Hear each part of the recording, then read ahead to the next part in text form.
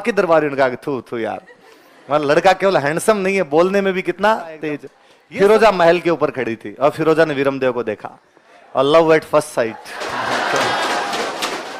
उसने कहा कि पापा मोहब्बत और जंग में सब जायज है।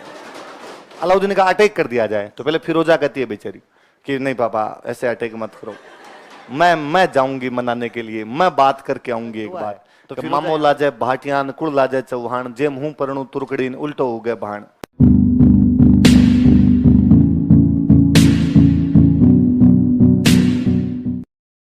अपने वाल नैन सिंह ये कहते हैं कि साहब कन्नड़ देव जब गया था तो कन्नड़ देव के साथ में कौन गया था? वीरमदेव भी उधर गया हुआ था। और वीरमदेव बेहद हैंडसम राजकुमार था। उस समय जितने राजकुमार थे उनमें सबसे हैंडसम यदि कोई था तो कौन था? उस टाइम का रणबीर कपूर था। पर इसके बारे में खूब सारी बातें, एक तो कहते हैं कि एकदम गोरा चिट्टा वैसा था, पर इसके शरीर पे बाल नहीं थे। बाल होते शरीर पे बाल नहीं थे, एकदम वैक्स करवाता था उस टाइम। पर अरे नीचे दिलीप सर है, कितनी बार तो कहा हुआ है।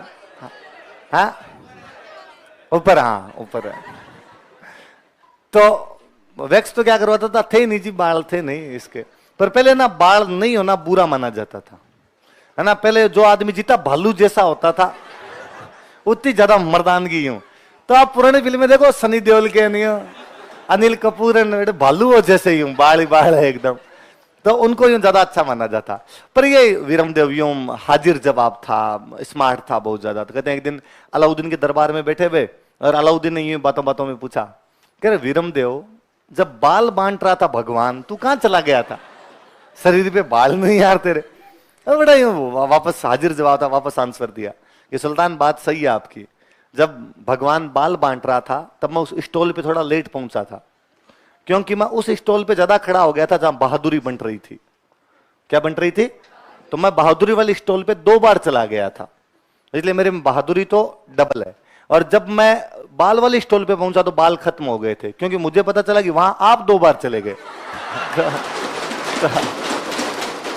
तो अलाउद्दीन के क्या खूब सारे बाल थे। अलाउद्दीन बाबड़ा भालू टाइप का था इस टाइम। तो अब इस बात में एक तरीके से सुल्तान की बेइज्जती है, पर ये मजाक है। और सुल्तान को लगा यार लड़के ने क्या आंसर दिया, मतलब दंड भी नहीं दिया जा सकता, अपनी बात भी रख ली, अपनी बेइज्जती भी नहीं होने दी, अपने को जवाब भी दे दिया। और बाकी दरबारी ने कहा कि थू थू यार, मतलब लड़का केवल हैंडसम नहीं है, बोलने में भी कितना तेज। ये सब बातें धीरे धीरे पूरी दिल्ली के अंदर घूमने लगी। भाई वीरमदेव आया हुआ इतना अच्छा बोलता है, सुल्तान को भी ऐसे जवाब दे देता है। ये बातें अलाउद्दीन की बेटी तक पहुंची। बेटी का नाम था फिरोजा।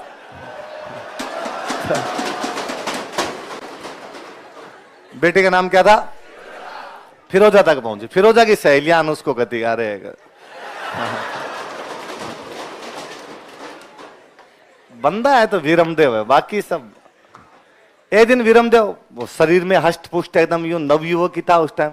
सुबह सुबह जिम जाके वापस आ रहा था, टी शर्ट विशर्ट निकाल के यूं रखी हुई, पसीना वसीना आए हुआ एकदम। फिरोजा महल के ऊपर खड़ी थी और फिरोजा ने वीरमदेव को देखा और लव एट फर्स्ट साइट। अब फिरोजा अलाउद्दीन के पास गई और उसने अलाउद्दीन को जागा कि डैडी मैं यदि शादी करूंगी तो किससे करूंगी? अलाउद्दीन का लाहौल विल्ला कुवत, गुस्ताख लड़की, ऐसे कैसे बात कर सकती है तुम? वो दूसरे मजहब का है, काफिर है, और तेरी शादी काफिर से कैसे की जा सकती है?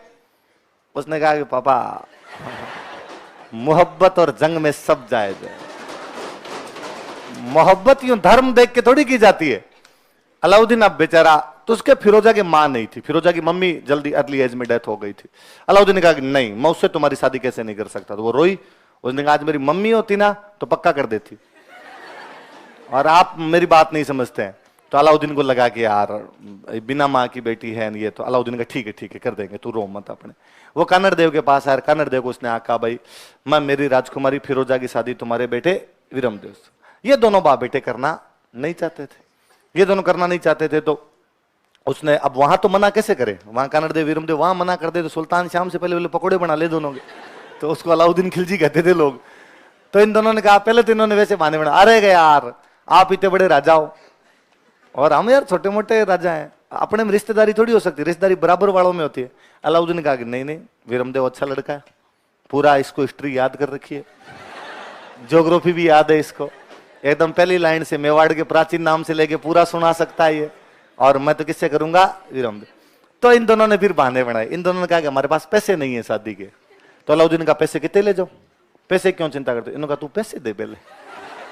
अपने वाले राजस्थान वाले मांगते थे बड़े, पैसे ले आते। पहले कल्ला रायमड़ो अकबर से ले आया था, ये पैसे लाए, पैसे लाके जालौर के किले को ऊंचा ऊंचा करवाया, जालौर के किले की मरम्मत करवाई। और फिर अलाउद्दीन के पास मैसेज भेजा कि हम तो ब्याह आज करें कल कर, तेरे जो जी में आए ना वो कर लेना। तो कहते हैं कि भाई अलाउद्दीन को बड़ा गुस्सा, अलाउद्दीन ने कहा पैसे ले गए तुम।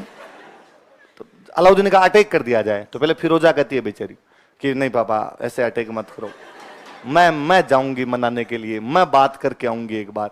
तो फिरोजा यहाँ पे जालौर आई वीरमदेव से बात करने के लिए, लेकिन वीरमदेव फिरोजा से मुलाकात ही नहीं करता।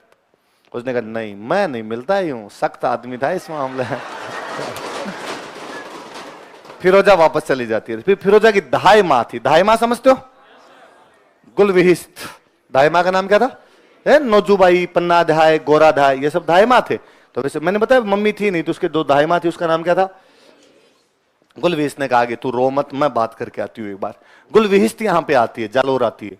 वीरमदेव ने कहा नहीं मैं शादी वादी नहीं करूंगा। वीरमदेव का बहुत अच्छा सा एक दुआ है कि मामो लाजे भाटियान, कुड़ लाजे चौहान, जेम हूं परणु तुरकड़ीन, उल्टो हो गए भाण। कि भाटियों में ननिहाल था उसका, तो मामो लाजे भाटियां की, यदि मैं ये शादी करता हूं तो मेरा जो ननिहाल वाले भाटी है वो लज्जित होंगे, कुड़ लाजे चौहान, मेरा जो कुल है चौहान वो लज्जित होगा। जे मुंह परणु तुर्कड़ी, ये तुर्क थे, तो यदि मैं तुर्क कन्या से शादी करता हूं तो उल्टो हो गया भाण। भाण मतलब सूर्य, यदि मैं तुर्क कन्या से शादी करता हूं तो सूरज उल्टी दिशा में उगने लग जाएगा। मतलब न तो सूर्य उल्टी दिशा में उग सकता है, ना मैं इस तुर्क कन्या से शादी कर सकता हूं। अपना चिट्टा चिट्टा ना है, साफ साफ मना है, मैं तो ब्याह नहीं करूं। गुलविहिस्त वापस चली गई। फिर और कोई इलाज ही नहीं बचा था। फिर कहते हैं फाइनली अलाउद्दीन खिलजी बहुत बड़ा आक्रमण करता है। तो नैणसी कहता है इस आक्रमण का कारण ये अट्रैक्शन था।